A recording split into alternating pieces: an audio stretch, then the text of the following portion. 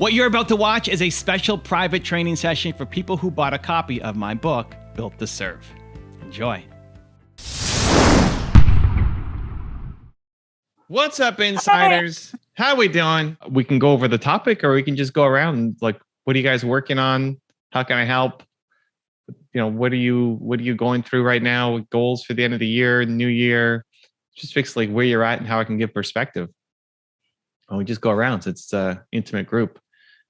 Well, the thing I was thinking about was we had made, of course, I had made the mini course, and we all had made this lead magnet. And I was like, okay, I've done my round of the course, posting to people. But probably I should get something out there, because now it's Thanksgiving Day, tomorrow Black Friday, which will continue on to Cyber Monday. So I don't know. Maybe I could use some inspiration to move ahead with what to get out there. Marketing's perspective. So you just need the push to get out there, or you need the, what do you put out there? Both. I'm still thinking about that. Put it out there, Lady Lexi. Okay, there you go.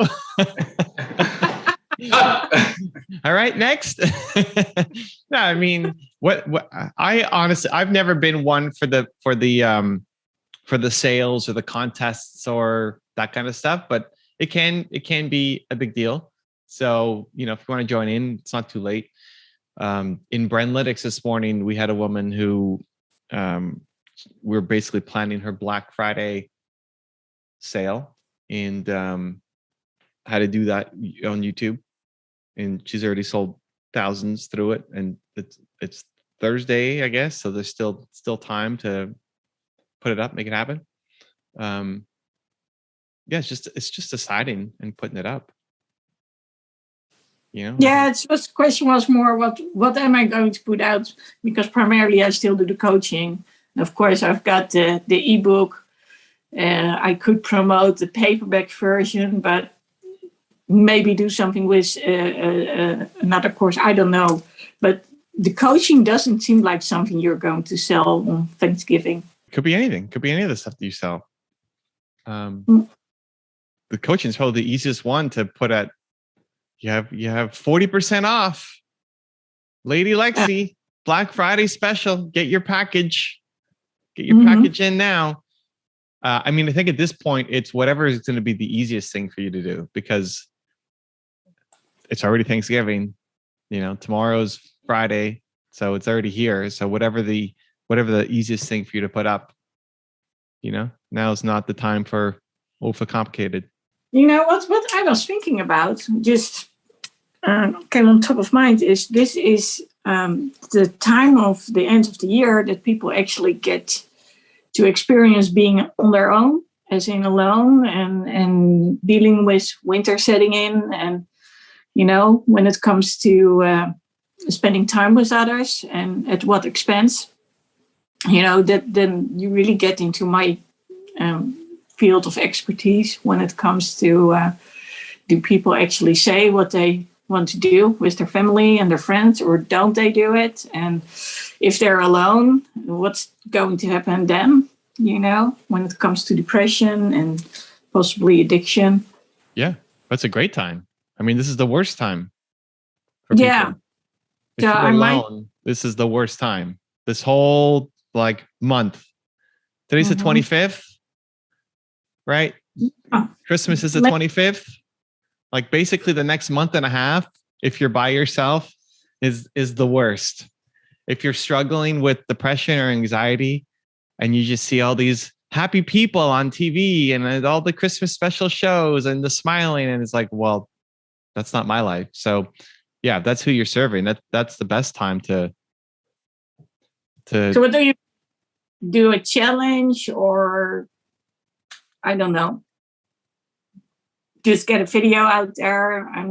I still want to go ahead with the one line or the one post, get into something about that. But what if I were to do it, say from now until the first week of January, what would be the best way to go about it. I mean, if you're going to do something for Black Friday or Cyber Monday, that's now, right? So there's not really a content challenge. It's just an offer. Mm-hmm.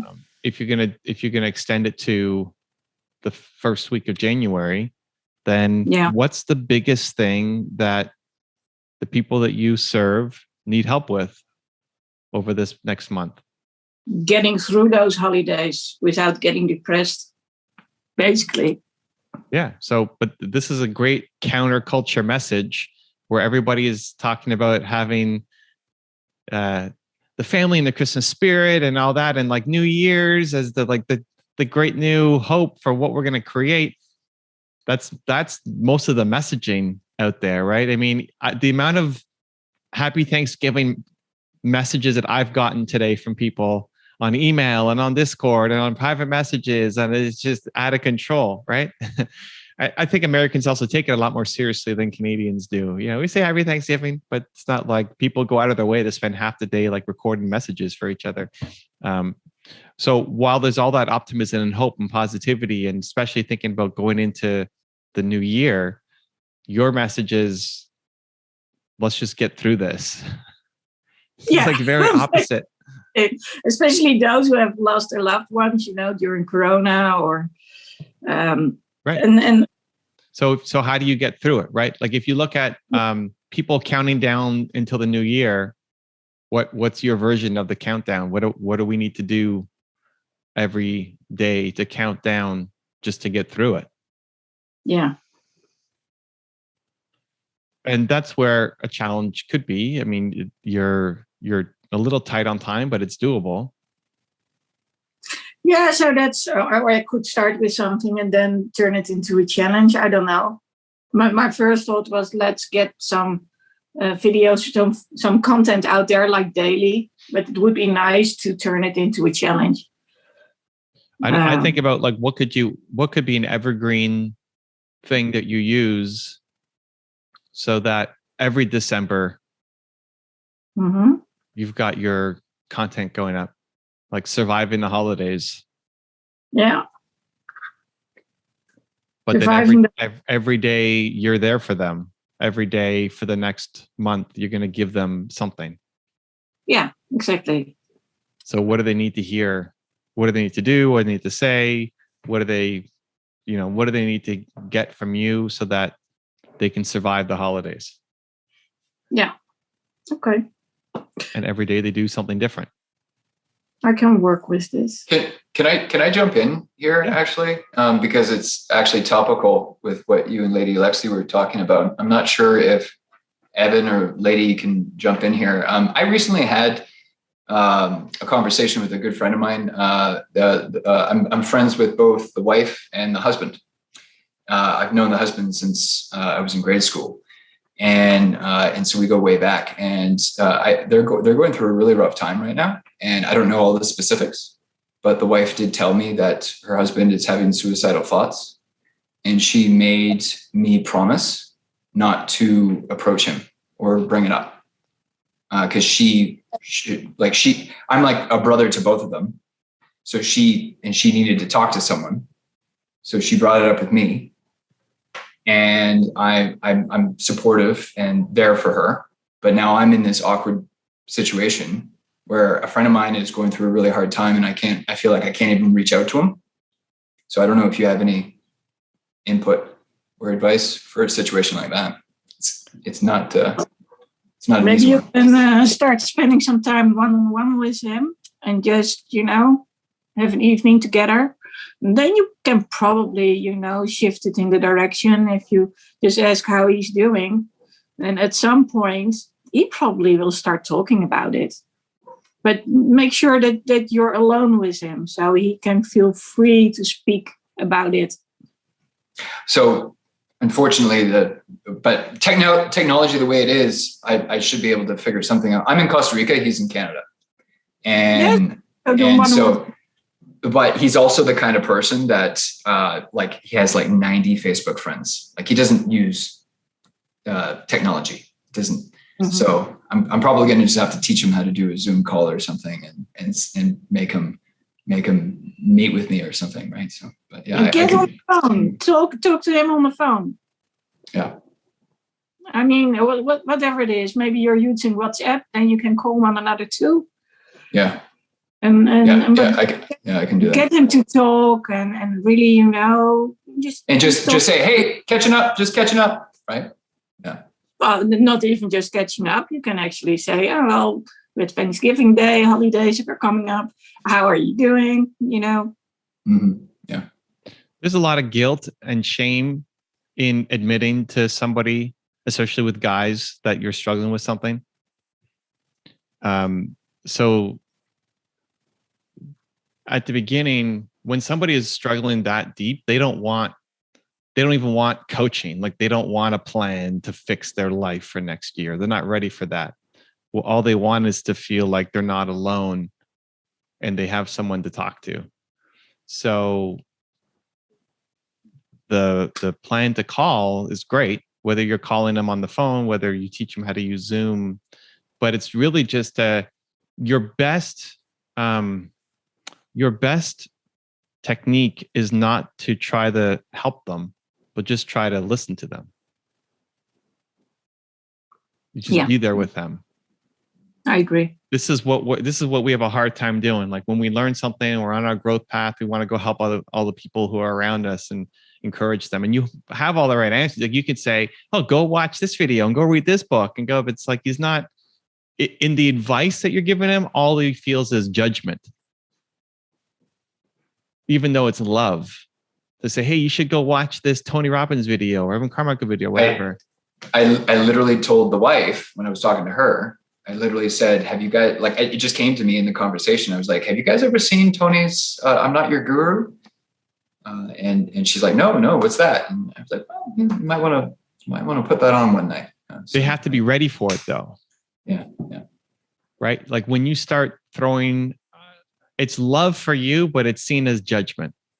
This like, we did a whole training on this in Movement Makers for the coaching process, but the first half is coaching. The first part of coaching isn't even coaching. Like, until he says, how do I fix this? Or until he even admits something to you, you don't even go near it. But what happens is you think you're not doing enough, but just being there is enough. Okay. Like, that's the thing that people don't feel. It's like, you feel like you're not, you know that he's having these thoughts. And if he doesn't bring it up on the call, it's easy for you to feel like, oh, I failed. It didn't work. The goal isn't to get him to tell you that he's having suicidal thoughts on the call. The goal is just to be there and sit with him. To make him not feel alone. Yeah.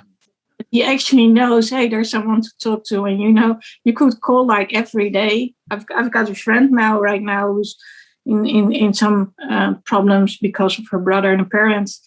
And I just call her every day. Another one who I know from Instagram, same story. I just put something on the chat. Hey, how are you doing? How are you today? And the funny thing is that the letter, she actually posts these messages, these pictures on there. And then there's a little writing underneath. And that basically tells me how she's doing. So that's a very good way to express yourself.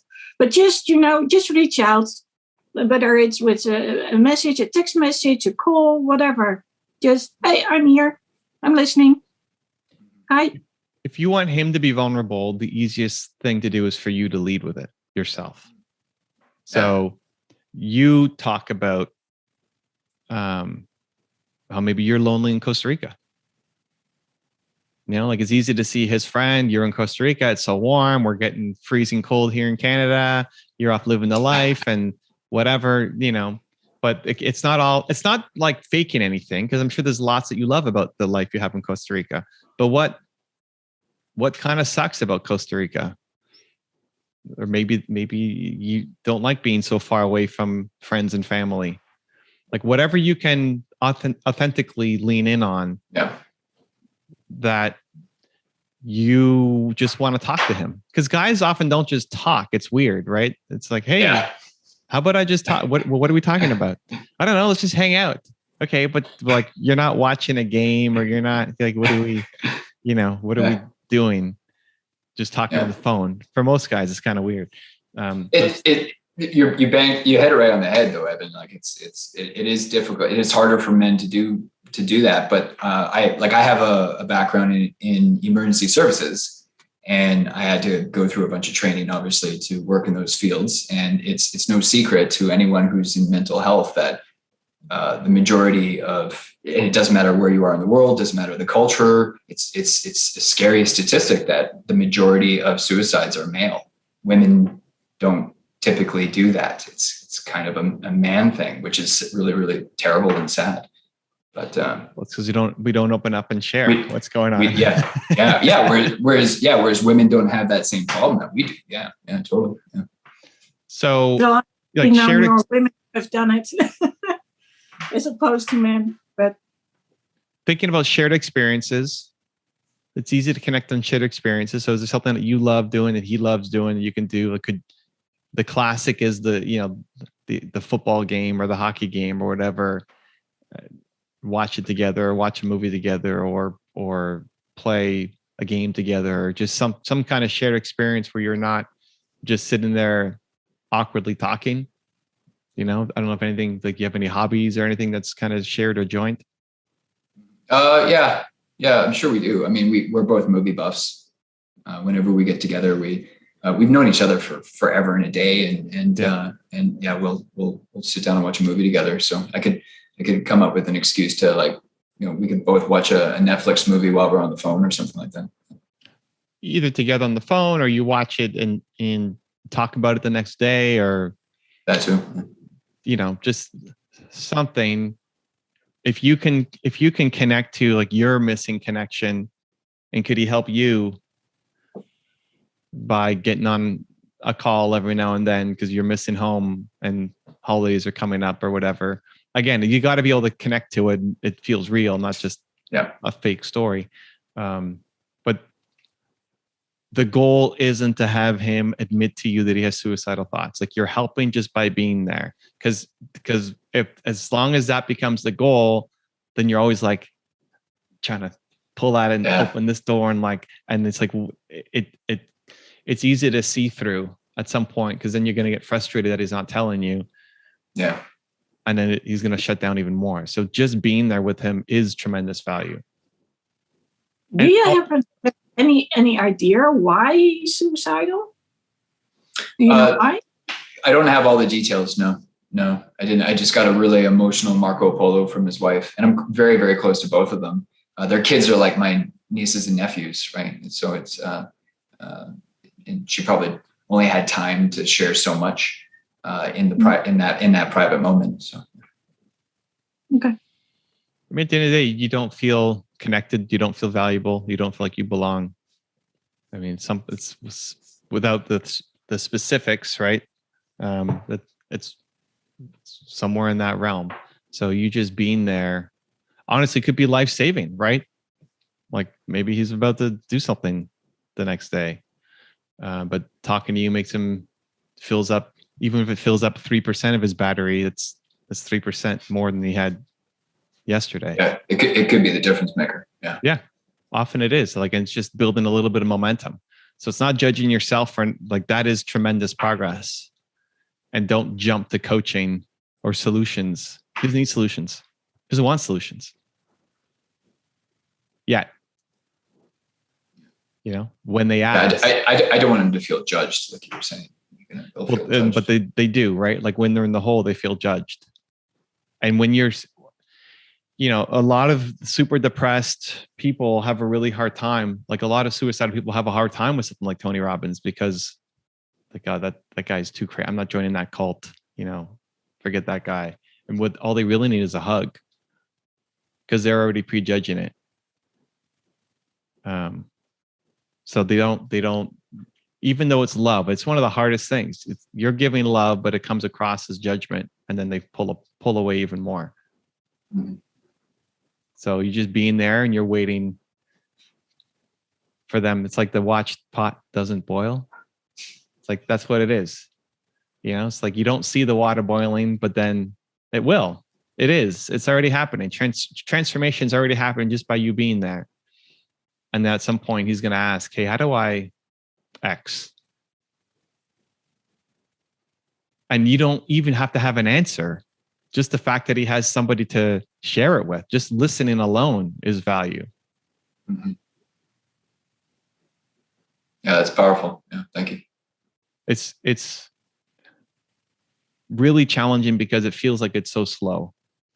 And when you can see the potential to like take giant leaps, but then you're going at like this snail's pace, the snail's pace feels like you're not even moving. So it gets frustrating. But for him, that snail's pace is giant leaps. Yeah. Yeah, no, that makes sense. And like you've hit a lot of really powerful points, because I am into personal development. I've read your book twice. Yeah. I watch documentaries. And these friends of mine, I love them to death, but they're not into the same the same things as me. They're not into podcasts and books and audiobooks and all these other things. So it's so we don't share that common ground. So just like you were saying, the urge to provide advice or solutions is misplaced because they're not in that space to accept that information. And the key is, if you actually want to influence the people who are around you, is maintaining the authenticity to them. Where what often happens is, as you go on your growth journey, you become different, and different is scary. And so now they don't connect to you as much anymore. And your difference and your growth, they could either be happy for you, which most people won't be because they're too insecure about themselves. And they'll look at it as, well, if he's off doing that, what does that say about me? And that means I suck, and they don't want to admit that. So seeing you have your own business and seeing you move to Puerto Rico or Costa Rica and seeing you do all these things is easy to spark jealousy, and then, but not admit that it's jealousy. Just like they see the separation, and now they don't want to hang out with you anymore. They don't want to talk to you anymore because you don't understand what life is like for them.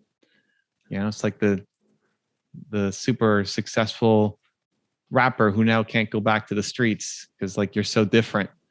So it's almost more work to maintain the relationship and still connect on the things that you love to connect on. Because if they see anything else that's going on in your life and how great everything is, if you're on Instagram flexing your whatever, it's like, Andrew, that guy, he's changed, money's changed him now. That guy, and then they don't. And I'm laughing because if you saw my Instagram, you would you wouldn't say that. I know you're not the kind of guy to flex on things anyway, but it's easy to see what you've done compared to where you've come from, and have people be jealous of what you're doing, and have that then reflect on themselves and feel like they're not good enough to hang out with you anymore. Because you've grown to a different world. And maybe you could actually say and reach out and say, I miss you. I miss hanging out with you, talking without talking, and just being there. So yeah, there's quite a distance, but I wish we could hang out more. So here I am on the phone, something. Maybe we can do something together despite being on different continents. Yeah. Yeah, no, that was, I know we're out of time here, guys. I want to be respectful, but yeah, thank you. Lady Lexi, Evan, thank you so much. That was really powerful. I feel like I have an idea of what to do next. Whereas, and I wasn't planning on bringing this up, but well, here we are. Evan, there we go. Yeah. It's funny how that happens sometimes. Cool. Well, appreciate you sharing. It shows your care and love for your friend as well. And just sending lots of love to you and to him and to her. And thank you. What a gift to give them, again, just by hanging out. If you want to get a copy of Built to Serve and join us live for our next training with me to ask your questions, you can go get the book right there next to me, right there. I'll see you there. I'll see you to get the book. It's a good one. Much love.